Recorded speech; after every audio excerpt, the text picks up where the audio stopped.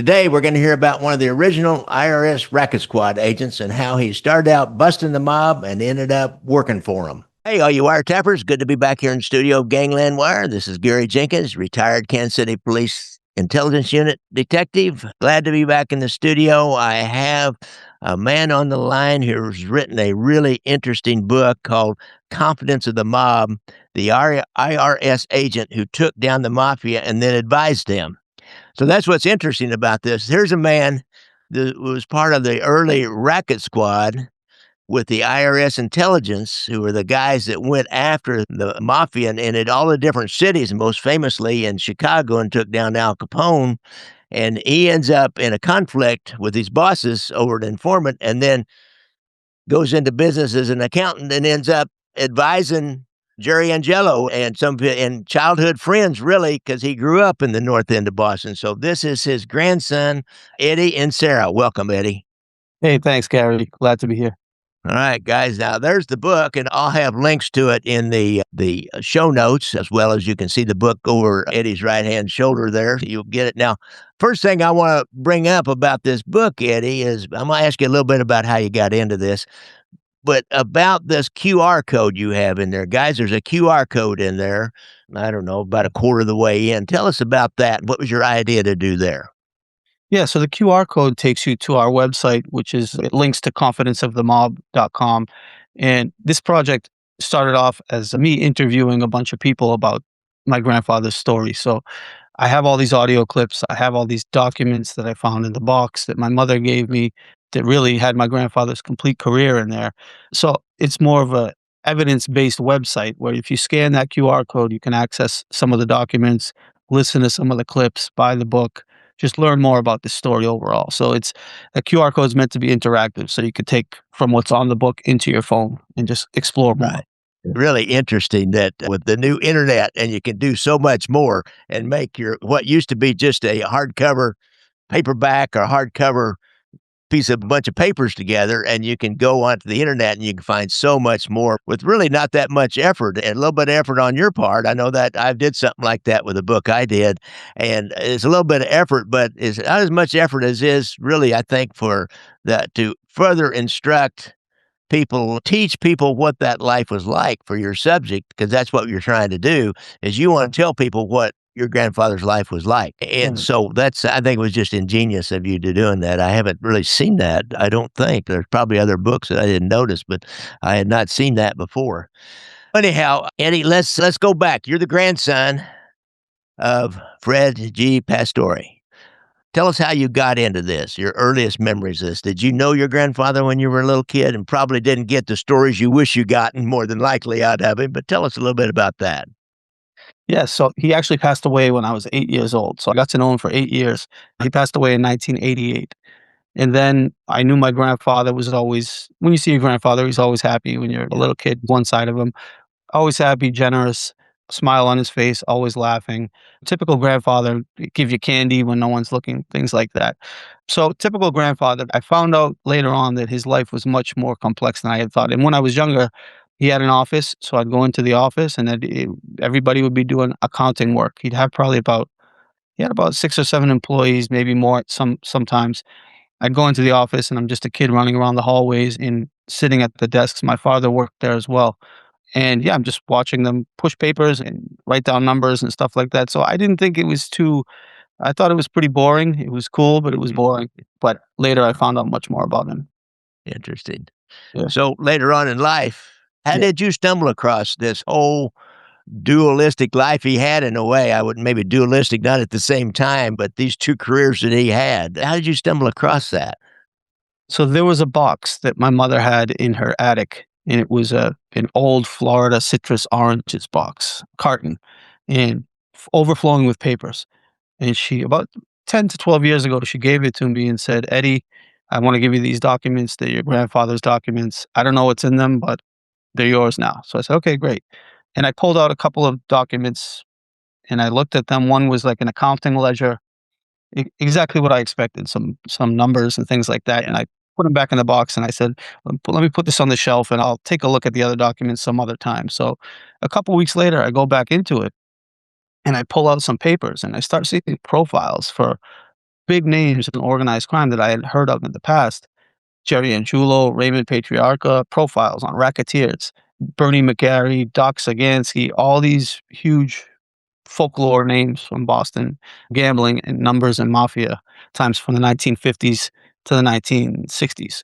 I started piecing it together, and I said, and then I find a telegram in there to the White House, Bobby Kennedy and JFK from my grandfather saying, "I need to meet you at the White House right away regarding this Bernard Goldfein case that I'm working on." And I just started piecing this together, and I said, "Well, I never knew anything about the IRS side, but he was really the tip of the spear." You mentioned, like, Elliot Ness, Al Capone earlier. It was the same sort of division, the intelligence division that he was working in, but he was in the Northeast District, and this was obviously after Capone, that era, but next generation of racket squad leaders, and he was the tip of the spear in Boston, and the FBI didn't have jurisdiction at that time to go after these racketeers. It was the IRS at that time. Later on, after he switched sides, so to say, the FBI took over, but at that time, the IRS was the potent weapon against these racketeers. So I've got all his documentation on investigations, case notes, commendations. It's just really a treasure trove of his whole career, and I pieced this together over years. There was hundreds of documents, had to put a timeline together. Really. You've done investigative work, you know how that stuff works, and I didn't know anything about it, so it was just a complete disorganized mess, and had to pull it all together. Yeah. Uh, The yeah. first thing you have to do is get a timeline. Yeah.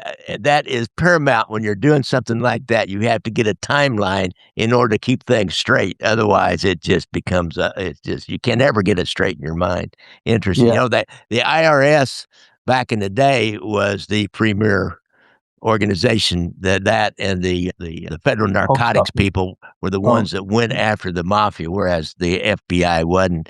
And what people don't understand about the IRS, many people, the IRS is just this big, huge organization that'll come down on you when you cheat on your taxes. But it's really two divisions. There's a civil division, but then there's this criminal division, which was called the intelligence unit for a long time. And then I think your grandfather, what I read in your book was he went into some special squad within the intelligence division called the racket squad. Is that right? yeah, that's correct. The racket squad was a specialized division inside of the intelligence division, which Okay. only went after high-profile racketeers. And there was even an old TV show, if you go on YouTube and look up Racket Yeah. Squad, there was Yeah. a TV I show remember. about. Yeah, Yeah, I yeah, remembered. I think no, it was Gangbusters on the radio, but Racket Squad was on TV. Interesting. yeah. So he grew up with a lot of the mobsters in the Boston area, correct? Correct. He was born in 1919, the same year as Jerry Angulo. They were the same age, which you'll hear that name a lot, and a lot of your listeners know Jerry Angulo was the underboss for Raymond Patriarca in Boston. And so they grew up right across through the bridge. So Fred grew up actually in East Boston, and Jerry grew up in the North End. And I confirmed that they did know each other when they were kids. I don't know how deep that relationship went, but they did know each other when they were kids. And there was another man who ended up becoming partners with Fred later on in his post IRS career, who he grew up with, named Guy Spaniolo. And he was also in East Boston at that time. And they were all just, they knew each other. Interesting. Yeah. Fred, knowing all these people, he knows about the bars and stuff. And I noticed one of the things was interesting. One of the things that, like early cases, he went after the pinball racket. Guys, back in the day, every corner store, bars, they all had pinball machines, and they're a great way to launder money and get all this cash money in and not pay their taxes on, kind of like a cover charge that strip clubs get today. Well, there's a way to get cash money in that didn't really go through the cash register. Tell us about that pinball racket. Yeah, the pinball racket was a big deal back then. There was a lot of paperwork in his box about that. There was a map that he had inside that box that showed all the different places he was raiding in Massachusetts just for the pinball machines. And the pinball machines back then were a game, not a game of skill because they didn't have flippers on them. So the flippers that came on later, then it became a game of skill, and it wasn't actually just throwing your money away and gambling, so to say. So they weren't able to go after them after they added flippers to the machines. But before the flippers, yeah. Interesting. I didn't really realize that. I saw one of those when I was in my late teens over in Kansas City, Kansas. And now I didn't really realize what the deal was. Well, what it was, if you play it so much and get lucky and your ball goes to a certain place, then you win. But if Mhm. it doesn't and there's no way to have is all pure luck, that's the difference. Yeah. I'll be darned. I It's a never game of thought luck. about Yeah. that. Yeah. Yeah. Interesting. Yeah. Of course, and then that's gambling, and that's where the money is. So he continues on going after mobsters, Italian mobsters in that area of the country and more organized gambling. So tell us a few of his other organized gambling investigations. Yeah, he went after the Italians. He also did go after a lot of the Irish too, that in his paperwork too. Wimpy Bennett, Walter Wimpy Bennett. There was a lot of and Jewish Doc Sagansky, like I mentioned, a Yeah. couple of them too. But yeah, one big investigation that really put him on the map was the Raytheon investigation. Raytheon, we know as a big defense company, and they're headquartered in Massachusetts. They always have been. I don't know if they still are, but they have been up until a few years ago. But a huge corporation, and during that time was the Cold War. So they're supposed to be building missiles, but they called the IRS saying, "Hey, listen, we've got a problem. Our production, our manufacturing floor, everybody's supposed to be working, but they're all not on the floor and they're gambling somewhere. We don't know where. We don't know the root cause of this syndicate, but it's in all of our buildings. And people are consuming their time playing the daily numbers, betting on sports, all kinds of stuff. And they couldn't really get to the root of it, to root it out of the system. So they called the IRS. They assigned Fred, my grandfather, to the case, and he took the lead. He ended up sending a bunch of his agents in undercover as janitors, and they had to go through the whole hiring process as a normal employee would try to get hired. So they'd have to submit an application, go through the test, all that stuff, because it was just so embedded in Raytheon that someone would tip them off. So he got a bunch of these janitors in, and they ended up finding out that there was long lines going to the bathroom all day long, and that's they were making the bets, taking the bets in the bathroom stalls in multiple locations. They raided them all simultaneously, and they got a bunch of leads after that for more mafia stuff. But it was a big mafia gambling syndicate embedded in the U.S. government sort of defense contractor. So that got him. That was on the cover of the newspapers. It was in magazines. It was a big deal. So Interesting. After that, is that he gets crossways with his bosses and with the U.S. Attorney's Office eventually. Was there any other cases? But I see on the headline here, Pastore names Pauls, meaning politicians, behind bookies. So yeah. how did he get into finding who the bookies were paying off? So he had an undercover confidential informant, I should say, who was giving him a lot of information. And we reveal in the book who that was. We didn't know at the time. Nobody in my family knew until a few years ago. And that's, we're talking 60 years ago. And even the president and RFK at the time wanted to know his confidential informant. So Fred was getting some really good information. They didn't know where it was coming from. And Fred had made a deal at the time with Eisenhower and the chief of the IRS that he'd keep this confidential informant on the payroll, but the only people that would know about it was Eisenhower, the chief of the IRS under Eisenhower, and Fred. And then JFK came in, RFK came in as the attorney general, and they wanted to know who his confidential informant was, and he would never give him up. So that caused some tension between Fred and RFK. Before that, there was another case with a man called Frank Iacone. I don't know if you've heard of him, but he was out of Worcester. Part of the actually Out of Genovese. Worcester? Yeah, Out of Worcester. Okay. yeah. Part of the Genovese faction, so New York, but their territory went all the way up to Worcester, and the FBI was actually investigating him for the Brinks robbery in Boston Oh, at the really? time. So they were looking for leads because they had understood that one of the guys was from Worcester. They they assumed. So they went interrogating him, and he said, "No, I'm not a criminal. I'm just a bookmaker." And as soon as he said that, I guess Hoover didn't want anything to do with bookmaking at the FBI. So they just threw their hands up and they threw it at the IRS. And that fell in my grandfather's lap. And so he started digging into Iacone, and he actually built a case against him. He ended up going to jail. But during that process, when he was investigating Iacone gave up another man. His name was Bernard Goldfein. Wasn't in the mafia. He's a big businessman. He owned all these textile manufacturing companies, and he kept getting the contracts for all the US government military uniforms every year. So no one else would ever win. And my grandfather exposed that there was some bribery and corruption going on between him and Eisenhower's chief of staff named Sherman Adams. Yeah, So, I remember that mm, Sherman Adams. He went down. I remember that.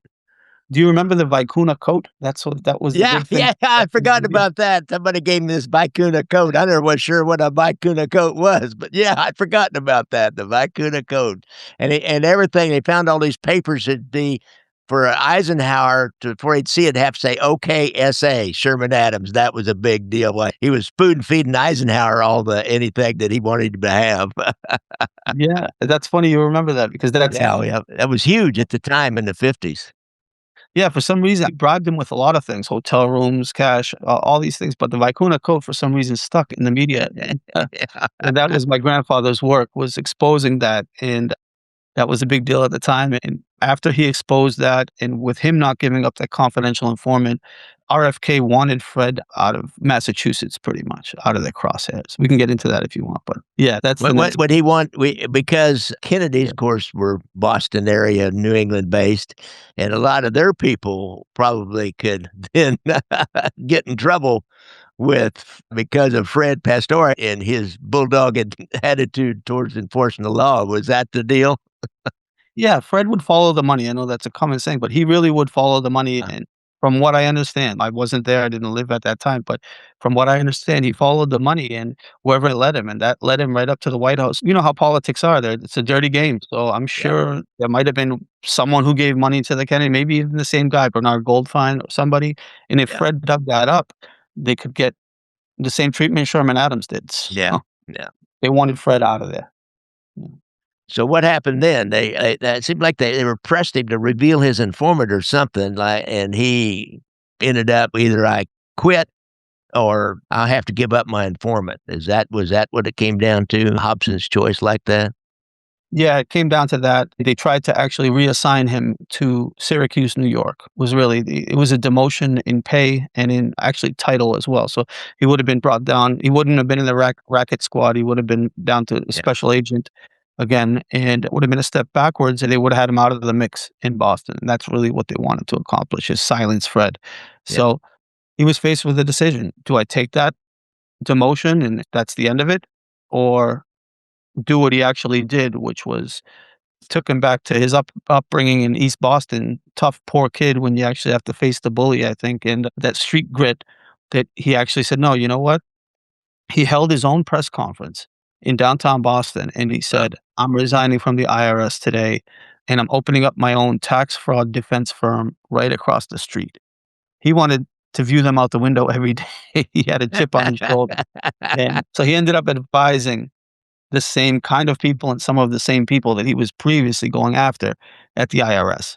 And he was like a super weapon for those guys because he knew all the legalities and the yeah, loopholes and how to structure businesses and things like that. So, yeah. yeah. I noticed there was like a Fred Angulo. Was that Jerry's brother then? I don't know if there was a Fred. If there But was, I it thought it wasn't was one of the Fred. I may have got that name wrong Nick. in in Nick, my head maybe. because your grandpa's name was Fred Pastore. But anyhow, he defended Angelos and some of their people. He knew everybody. He went to North End and ate, and they were socially compatible, if you will. So tell us a little bit about that. What you learned about that part of his life. Yeah, obviously, post IRS career, I learned that from my mother and other people that on the weekends, Fred would go on Friday night. Him and his daughter, whose youngest daughter is Charmin, which is my mother, oldest daughter is Pam, and my grandmother is Nina. And they would go into Boston to the North End, and they'd go down there for to go to the bakery, sit out front. The women would sit out front eating pastry, and Fred would go out back for about 15 minutes. And to me, it was him giving advice, maybe face to face to Jerry, and he'd come out 15 minutes with a paper bag, from what I've heard, and that would be it. Then they'd go to the fruit market, and then they'd go home, and they'd go out to Stella's restaurant in the North End on Fleet Street at the time, which is a famous spot.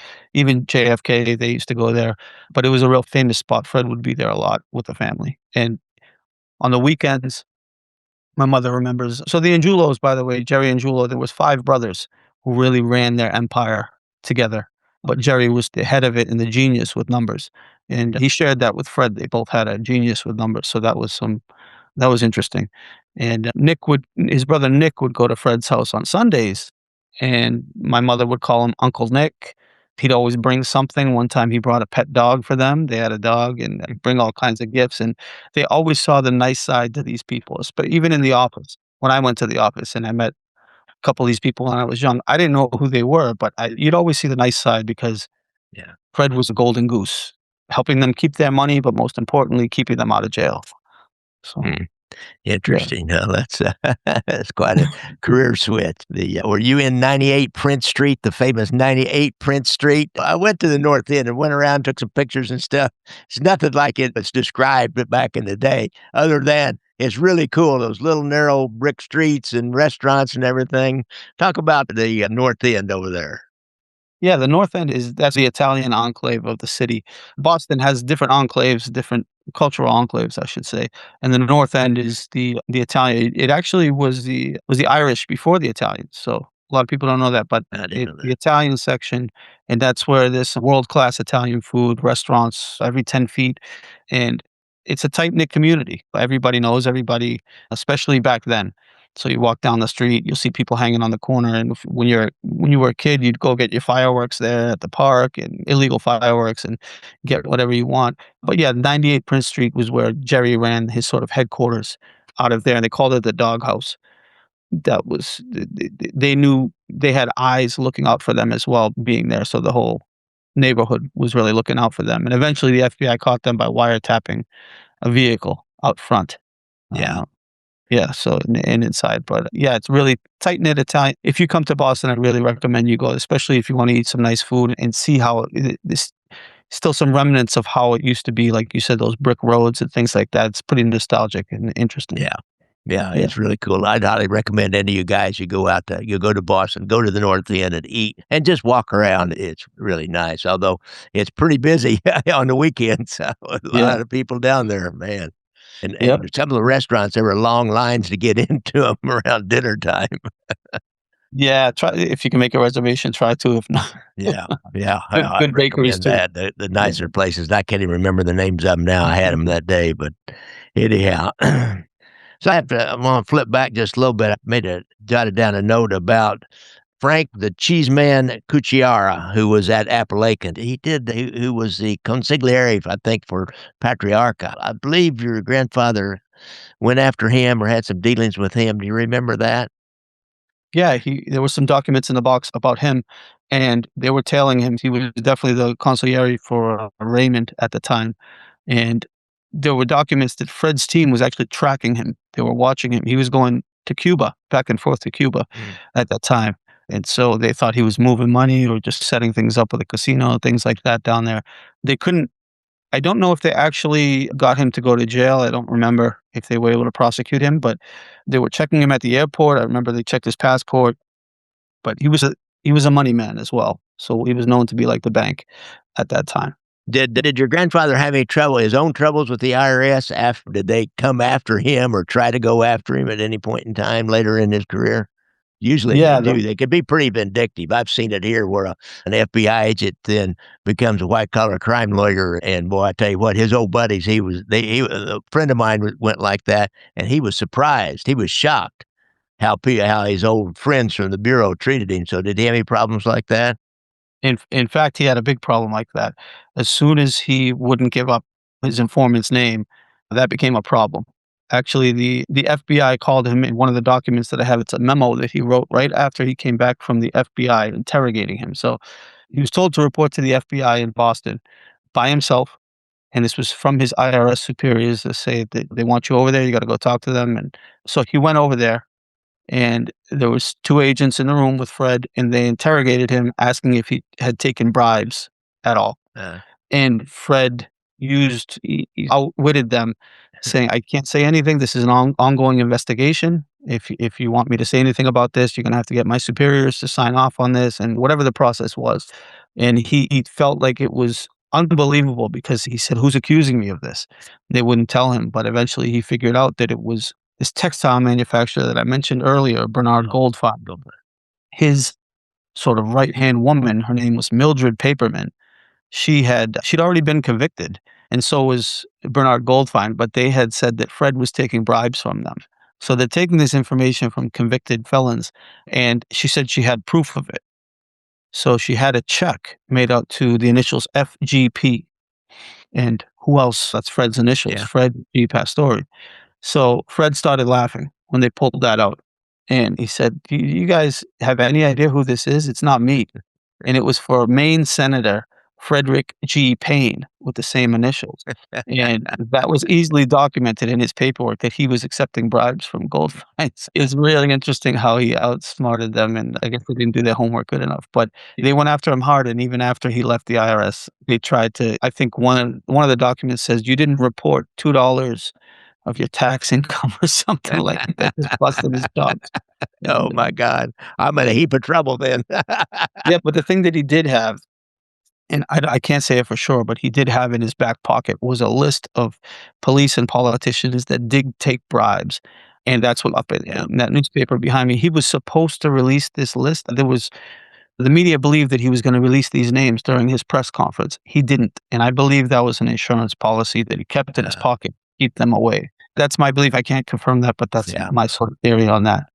Yeah. Yeah, I tell you what, in Boston, greater Boston, that area, having a list of policemen and politicians that have been taking bribes, that's like shooting fish in a barrel. Just take out about 10 out and name the rest.